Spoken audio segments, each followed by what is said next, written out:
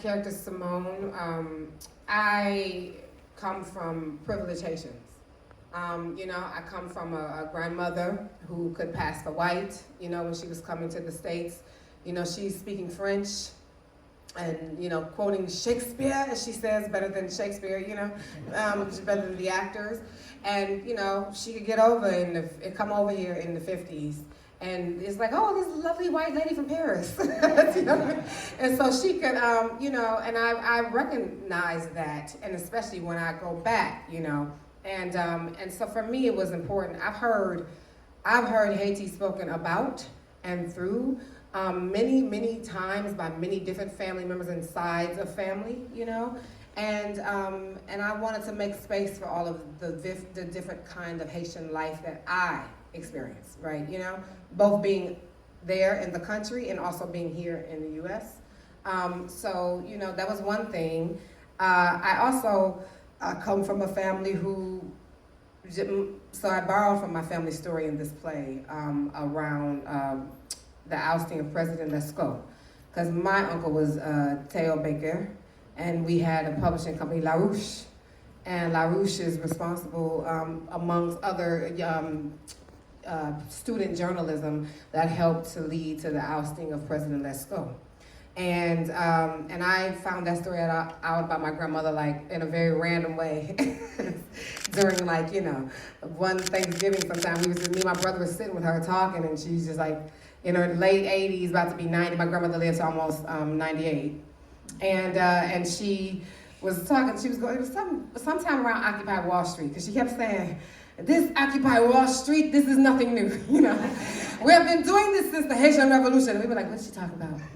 Because that was in the 1800s, she wasn't around for that. Is she getting dementia? And we were really concerned, and the more she kept talking, my brother just started Googling while she was talking. And he's like, passing me the screen, I'm like, who is this woman? Who is this woman we're talking about? And so I just say it is important to me to bring all the aspects that are of my family life, and also of the people that other people and other friends and other folks that I have experienced my culture through, through a lens of, So yeah, and also the idea of exploiting is big to me, and it is an answer I do not have. But it is a question I deeply have, and when I write to ask questions to get others with their collective brain power can give a better answer than I can by myself. We're glad you added that in. Millery, how do these characters stand up to their contemporaries in the real world? Wow. Well, let me first say, Dominique, thank you so much for this play, because it was very emotional for me on many levels. Made me think a lot. I was just telling Winnie, who did an excellent job with regards to that it sort of brought me back to the moment I heard Wyclef speaking Creole right after the earthquake on ABC, and it was just hearing that sonically was a powerful moment. And this was for me another powerful moment. Just this very smart play on 42nd Street. So thank you. To answer that question, how are they their contemporaries? So you have Thomas, who is this, gros mangeur, right? He's this big eater. He's this, he's a capitalist who is, who's smart enough to understand and know Haitian history, but also very much is in collusion with the whole logic of capital and capitalism and the system, and hasn't figured out a way out, right?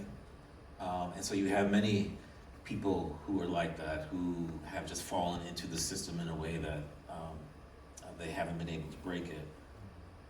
And you have Gigi, who, as a sort of a capitalist, but a sort of a small c, who believes in community uplift and is progressive and traditional in certain ways. And so I see her very much reflected in the many business owners who are trying to make it, who are trying to live with dignity and find joy and find a way to make a living, and also are sort of trying to navigate those those waters, and so they understand that they have to make some very, very tough decisions, and I think we saw that today. We sure did. This question is for